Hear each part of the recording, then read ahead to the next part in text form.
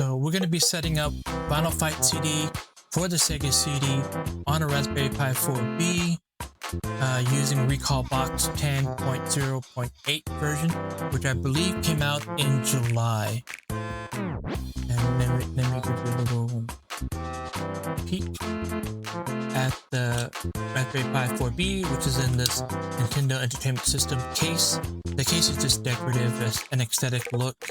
It doesn't matter what case you use. So we have that set up with a wireless controller, which is going to be a little bit different from a wireless controller. The setting could be a little bit different. So first thing we need to do, I'm going to have to get rid of this GoPro here. And we're going to press start. And it's easier if we come here to the advanced settings. We're going to make sure this is set to Genesis plug plus GX, because the Raspberry Pi 4B can handle it. And we're going to turn the game smoothing off, because we don't need to be smooth. But it's up to your preference, and we're going to start it. The BIOS is loaded up correctly. It's just we don't have all of them loaded up, so it's going to assume one's missing. Nothing there. The sound is not working at the moment, but that's okay. We're going to try to fix that right now. First, we're going to come to the settings. Let's start with the video first. Output. We're going to change the screen resolution to 1920 by 1080. And for some reason, I don't know why with this, it just wanted, it accepted it, but it looks like it didn't. See, it says everything is changed, but it's not. So when it come back down again, just to select it again, because it's like accepted it, but didn't accept it. It doesn't show the results. Next.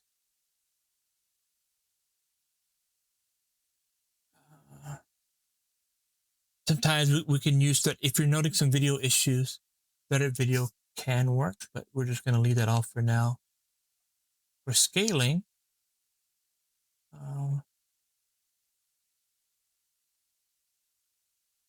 we're going to turn off Overscan, integer on,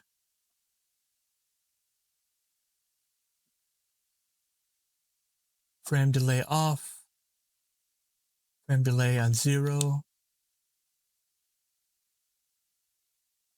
no filter. For the audio,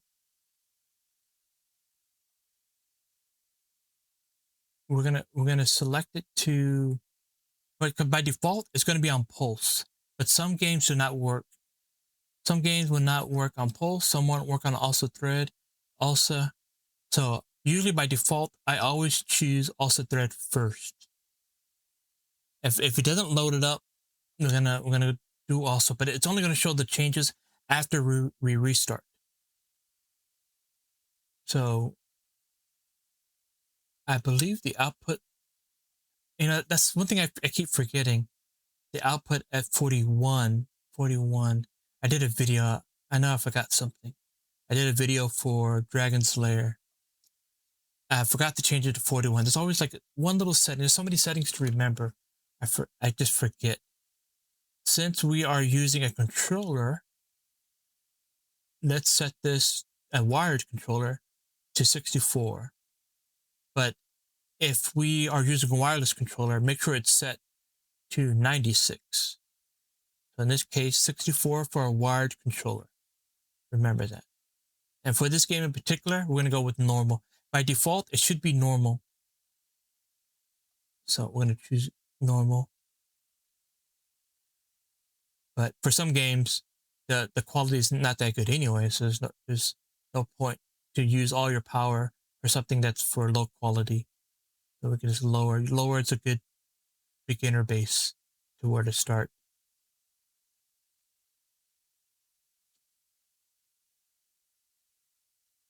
think that's it for that one. Latency S64. On polling behavior, we're on early, we're a wired controller. Off for the automatic frame delay. Frame delay set to 0. Run ahead is turned off.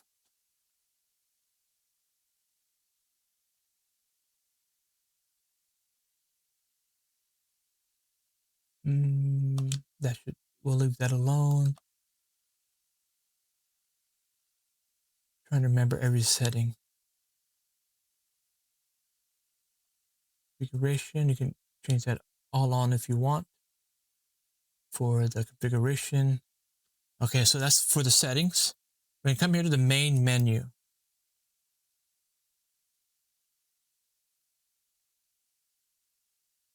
We're going to do a quick menu. Core options. So for this current game in particular, for this one, we're gonna save the game options. So it'll switch to let you know that's the one you're using.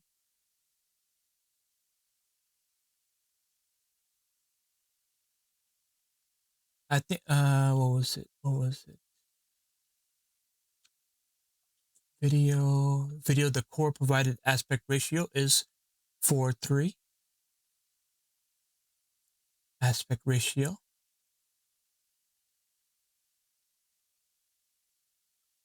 For the audio, we just leave that alone. Input. Emulation hacks. Oh yeah, this is the one. This is one I got. We're gonna make sure that the CD access time is off. And again, if you were to read it, it says that simulate original CD hardware latency when initiating a read or seeking to specific locations on a loaded disk. This is required by a few CD games that crash if the CD data is available too soon, and it also fixes CD audio desyncs issues in some games. So disabling this can be useful with MSUMD games, as it makes the CD audio tracks loop more seamlessly. So usually by default, I have the CD access time, but if you're noticing issues for your particular game, you can turn it on when it comes to the CD access time. But for Final Fight, we have no issue with turning it off. For controls,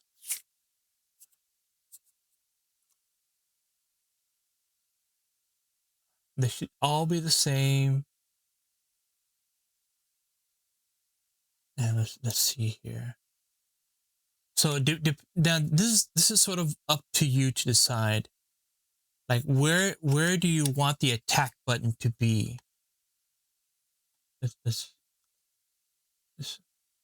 So if you prefer the attack button here, then you can do that. This is your attack button. Then if you want it to jump, which would be the A button, you can put it here, which would be the C. C is to jump. B is to attack.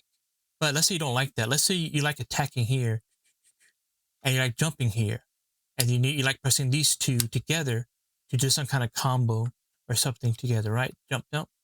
So it's really up to you to decide. Do you want it here and here? You can decide where your attacks will be, special attacks, and you can set it up the way you wish. But so just for now, I'm just gonna set it B for B, the jump for C, and then whether you want to select the A, the Y for here, or just wherever you can set them all, whichever way you prefer. All right, we'll just leave it default for now. But it's really up to you to decide what you like. And what was there? Yeah, I talked about if you used wireless controller, make sure you use the late polling. Make sure you poll late. Poll late. If you're wired, poll early. then make sure you save your game remap file for this particular game, which would be Final Fight.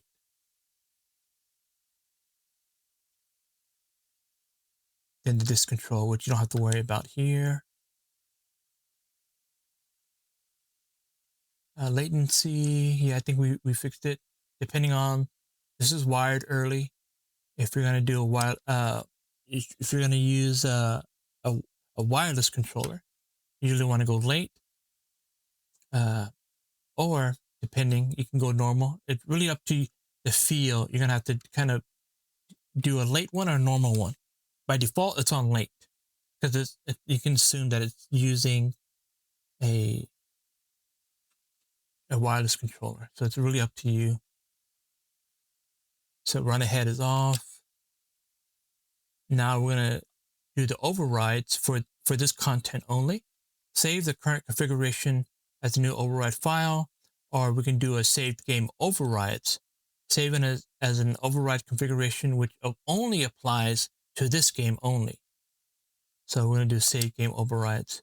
So it doesn't affect any of the other systems that we're trying to do here. And I believe that's every setting that I can think of that will help.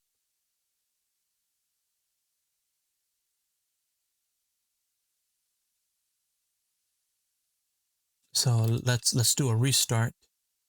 You can restart by coming to the main menu, going to the bottom.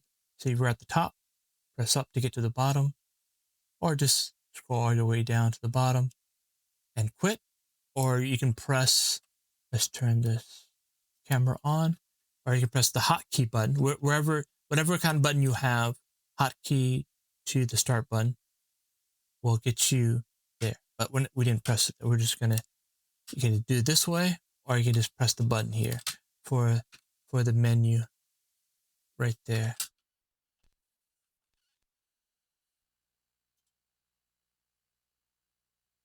So now we need to test the audio first. We need to test the audio. There's our second best option to work with the sound. Looking. No sound. Okay. Let's do the default audio. It's going to have to be Pulse. Pulse is the default one that works. I just wanted to test it to make sure.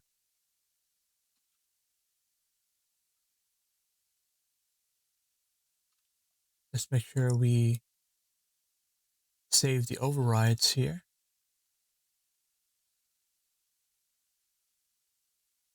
Game override. And we're going to back out. Test the sound one more time.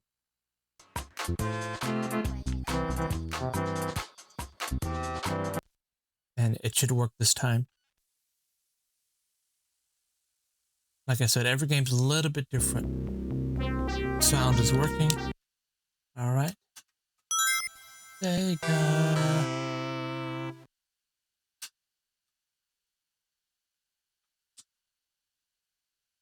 1989. Long time ago.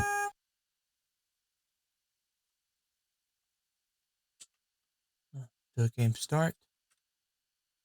I just want to test the buttons. I haven't really played the game at all on this one. I'm just here setting it up. I used to pick Guy, and I picked Cody, I think that's his name. And from now on, I just pick Tiger. So we have the buttons, they feel natural.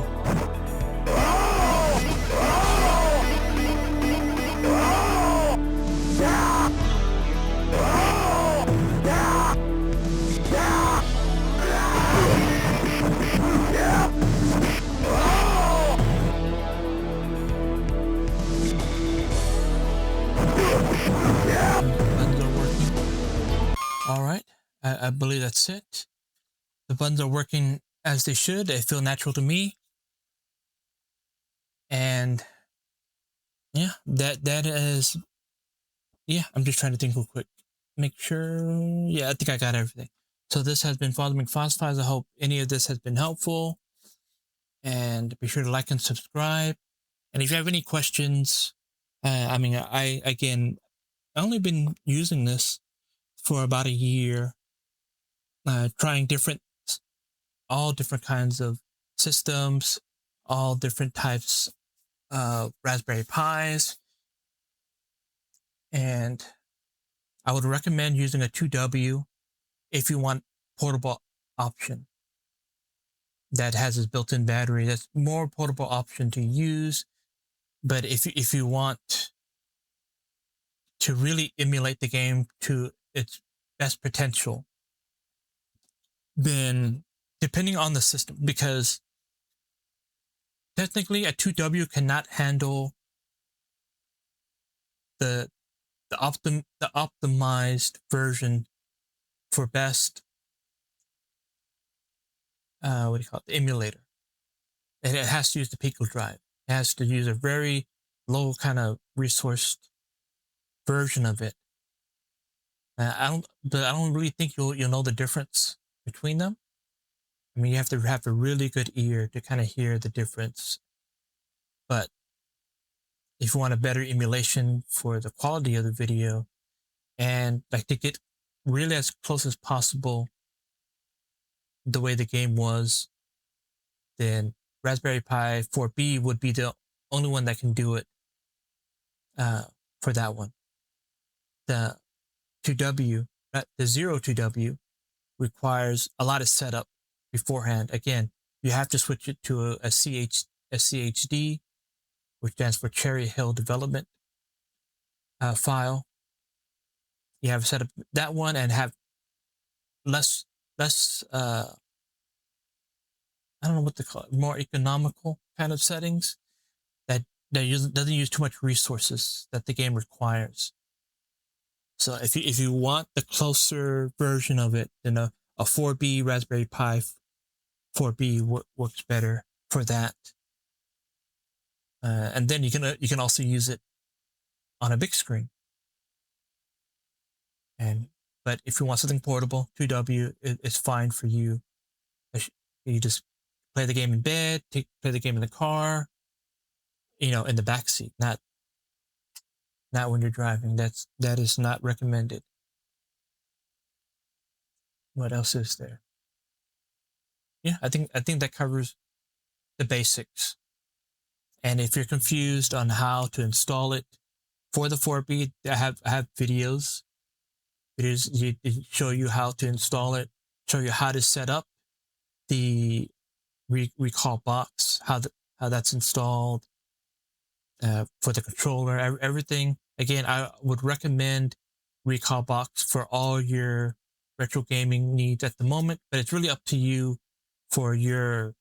So a really good beginner, if you're really beginner, make it easy for you on yourself and everybody, RecalBox.